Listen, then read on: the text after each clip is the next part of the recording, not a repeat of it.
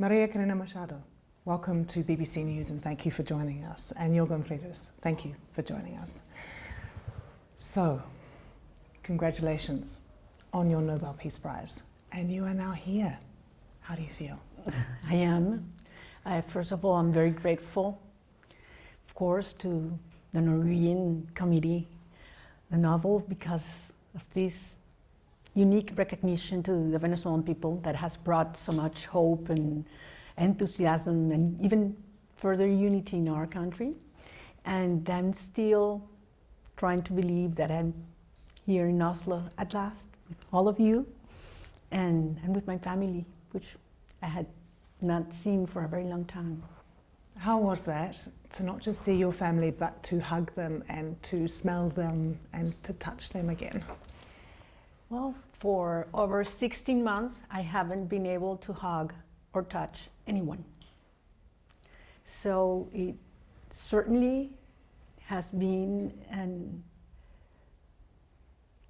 a very profound sentiment, suddenly in a matter of few hours to be able to see the people I love most on their eyes and touch them and cry together and pray together. And then I had a chance to meet also with hundreds of Venezuelan people that are outside the hotel and to feel that, warm one again after such a long time. It's the reason why I do what I do. It's because I trust the people. And they've given you things? Oh, yes. These just were given to me by Venezuelans that were outside, and it's always the same gesture. People take their rosaries from their own neck and they put it on me, and they have stories. One of the women down outside told me, Jorg, that actually I think it's this one, that she has brought it with her 20 years ago when she left Venezuela, and now that she wanted me to have it. So imagine all the energy that this brings to me. I think I have over 7,000 or 8,000 rosaries that I've received all around Venezuela. No? And Jorgen, how is it for you right now that it's actually happened? Because there were moments this morning where we weren't sure whether we would be sitting here together. Well, not only speaking on my own behalf, but behalf of the committee, and I would say the people here, Venezuelans, Norwegians, many, many more. It's emotional. Having you here after that journey, but to have you finally here, having your daughter representing you in the best way in Oslo City Hall today, but then in the middle of the night to have you here, it's incredible. It's hard to describe with words what it means to the Nobel Committee and to all of us. You must be so proud of your daughter today. Oh, I've been proud of her all her life, and my sons as well.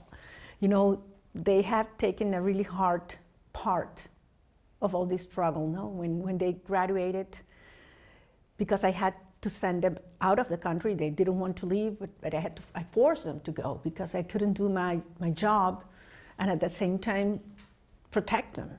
So, they were the only ones in their classes at graduation to be without their mother, and she married. I wasn't with her, and my son just married and I wasn't with him. So it gives me a big sense of guilt, but at the same time I have so much support from them, and they are the reason why I do it, as well as all Venezuelan children, which I today feel are my own as well. So I'm very proud of all of them, because for what they do and they have done for this cause. Were you thinking of those other daughters, those other mothers today in Venezuela and around the world who have not had this moment that you've been able to have, who've been absolutely. separated? Look, I believe that the main longing that has brought our country together after so many years that the Chavista regime has tried to divide us for all reasons, for race, religion, origin, and so on. What brought our country back together is that we want our families back home, we want our children back home. So that tear down all differences because, we were united by values. So, of course, coming here, I was thinking on this immense possibility that I was going to have, and I was thinking in the mothers of the political prisoners with whom I talk every week, because we are in touch all the time, you know? And but I know that soon they will have this immense, you know, joy that I had today, a few hours ago. I have to ask you about the version of the story that is now widely circulating about your escape. It's being talked about here in Oslo. It's in some press as well, that you had to wear a wig, a disguise. You went through 10 military checkpoints, a fishing boat to Curacao, a private jet, Miami to Oslo. What can you tell us about what must have been a frightening and dangerous escape from Venezuela? Well, it's important to understand exactly what you're saying. I mean, Venezuela has turned into a nation, a country in which the state applies terrorism. The regime that has control of all institutions has applied state terrorism towards innocent people and committed crimes against humanity. And everybody that dares to speak out, to defend any of your basic rights, takes a huge risk and probably ends in prison. As you said in your incredible speech this morning, Jürgen, just for posting news about the Nobel Prize, you will get in prison. And if they go looking for you and they don't find you in your house, they will take your family, even children, in prison. So they had say that I'm a terrorist, that I have to be, you know, in jail for the rest of my life, and they're looking for me. So certainly, leaving Venezuela today in these circumstances is very, very dangerous.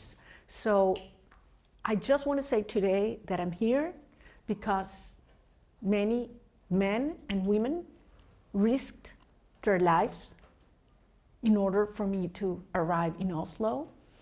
And I came here on behalf of them and the millions of anonymous Venezuelan heroes to receive the prize and to take it back to them, because it's theirs.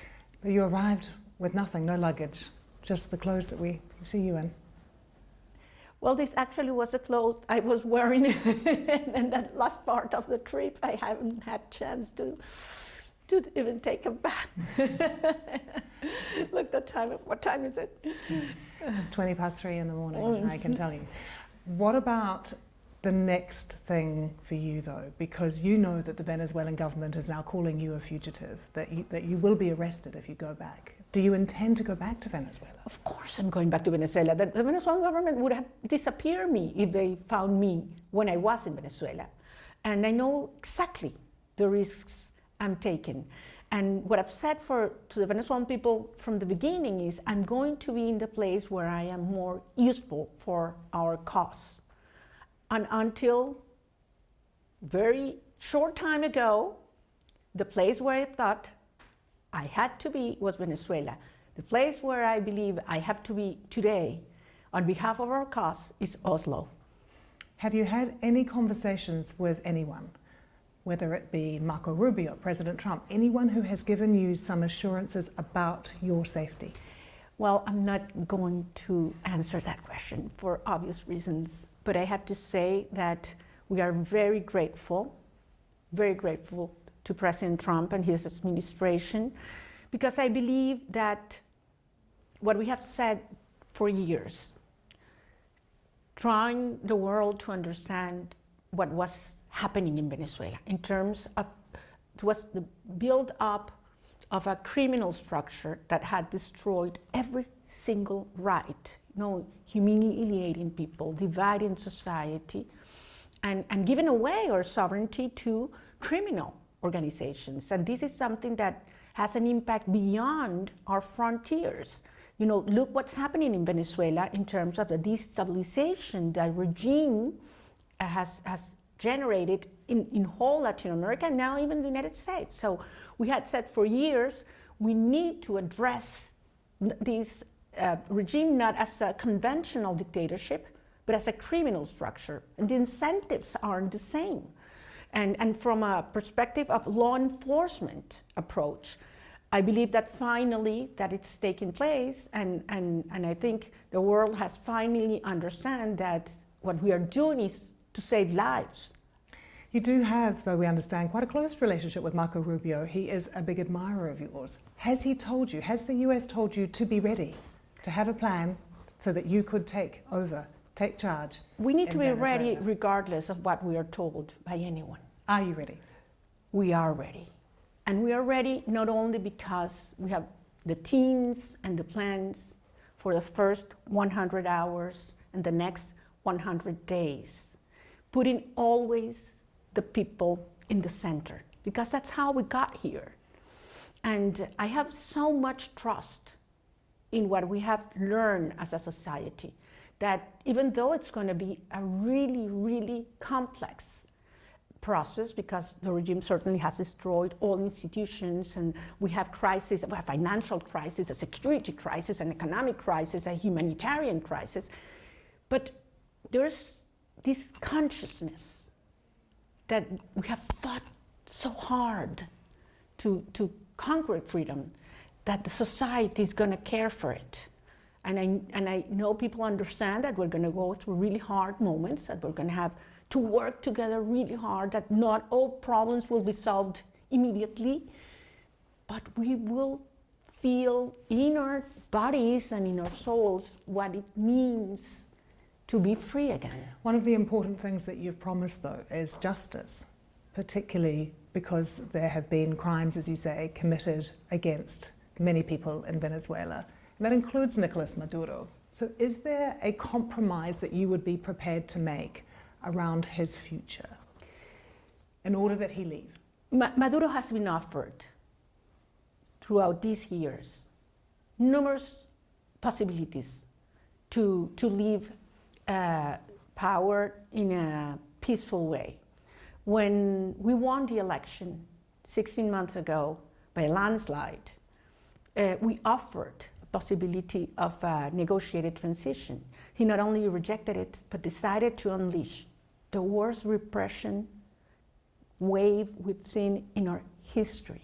We're talking about over 2,500 people detained, among them children, women that were tortured, abused, detailed. What does this mean for his future? What would be acceptable for you? Well, so what I'm saying is that afterwards we offered many other possibilities, throughout all this time, telling that we were willing to sit down for a peaceful transitions in which we were able to make compromises and offer guarantees. They rejected it, and I believe it's not only because of his own position, but you have to understand that there are mafia groups, criminal groups that have, confronting interests today. So some of them are, pushing back Maduro from accepting that this is probably his last opportunity. So what is that opportunity? Would you accept a deal whereby he went into exile somewhere, that he didn't face justice? Look, it's absolutely inconvenient to mention, concrete options. What I say will depend on how we get to that negotiation process, if we do. Because if he refuses, then he understands that he will be in a much difficult situation in which he's right now. So it is the moment for him absolutely to go, to understand that this is serious, not only on behalf of the Venezuelan people, organized and pressing and united. It's also in the military and the police, in which there are real fractures as we speak, and also the international community, which is finally putting a lot of pressure on Maduro. I mean, you mentioned the moment, and that is how it feels for so many, and particularly now that you have won the Nobel Peace Prize, the momentum that gives your cause. But we also know about the American military ships that are, of course, outside of Venezuela, very close, what has been happening there. But also President Trump has talked about the possibility of strikes on Venezuelan soil. And it is difficult sometimes with President Trump to figure out exactly what it is that he means, but is that something that you would support, a US military strike on Venezuelan soil? Look, President Trump has offered Maduro, and he has said it publicly several times, to go through a peaceful process to dismantle the criminal structure, and has insisted that the criminal activities have to stop, which has not happened, on the contrary. So we didn't want a war. We didn't look for it. The Venezuelan people want to live, in democracy and freedom, justice.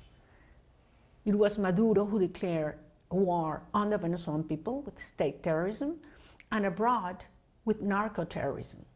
But is that a reluctant yes, then, that you would support that? What we have asked, but and I've been very insistent in this, is the international community to help us stop the flows of resources, criminal resources, which are used by the regime for repression of the Venezuelan people, or innocent Venezuelans.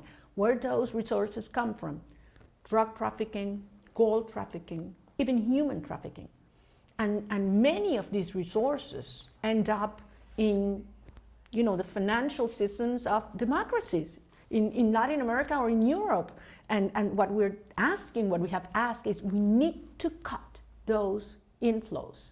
And a very important part of those resources come from the drug activities. So we clearly believe that an international coalition to dismantle this industry should be put in place, not only by the United States. Jürgen, would you see there being any kind of contradiction there, that if we see some kind of violent takeover or some kind of action inside Venezuela, that we would then see as the head of state a Nobel Peace Prize winner?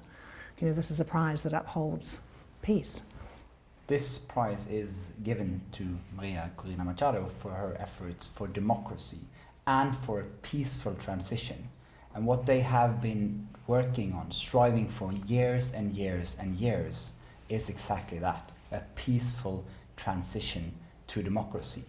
It is important to remember who has the responsibility to make that happen. Unfortunately, the opposition is not in power. The power lies in the Maduro regime. They have the responsibility to make sure this is a peaceful transition. So our prize has been given to the work of the opposition, to Machado, for their peaceful activities for many, many years, and particularly in the 2024 election. I wanted to ask you again about President Trump, because the US is so important. You know that he can be unpredictable, that he can vacillate, he can sometimes change his mind. At this moment, when if we think back to when Maduro came to power, people said he's not going to last 6 months. Here he is still. What if right now President Trump's attention goes elsewhere and nothing happens? Despite all this momentum, despite all this hope that people have that you've seen tonight outside, what if nothing changes? Things have already changed. Venezuela is not the same country that we were 2 years ago. We have never seen a people so united, organized, and decided to go until the end. We have never seen the regime as weak as it is today, and we've never seen the international community so determined. Why? Because this is not only about Venezuelan lives. This has to do with the national security of the United States and other countries in the Western Hemisphere. Venezuelan migration has turned into the largest one in the world. The day Maduro goes, you will see millions coming back. That's what everybody said outside. I want to go back home now. The day Maduro goes, we're going to turn Venezuela from the criminal hub of the Americas into the energy hub of the Americas. We will build a security shield. We will force agents from other authoritarian regimes like Russia or Iran or Hezbollah that operate freely in our country in partnership with Maduro. We're going to get them out of our country. So from every perspective, it is something that is crucial for the United States and the region. But just finally, have you been given any assurances by President Trump, by the US, by anyone, that there is going to be this change that you talk of, that will give people that hope that it is going to happen now? My assurances come from within, because I know my country, I know our people. Venezuela will be free, and it will be the biggest historic moment in the Americas in a very long time. I mean, these will have, waves of democratization in the region. We will see Cuba, we will see Nicaragua, we will see other countries that already are looking at us and say, how have you done this? Because they have told us all the time that it was going to be impossible. It was going to be impossible to unite the country, impossible to defeat Maduro, absolutely impossible to prove it. It was going to be impossible for me to be here tonight with you. So we're going to make it that possible, and I think that this will be also a huge contribution to humanity, because at the end, our fight for freedom, it's a fight for peace, and it is an act of love, as I said today. María Corina, thank you very much for joining us on BBC News. Jorgen, thank you very much for joining us. Thank you.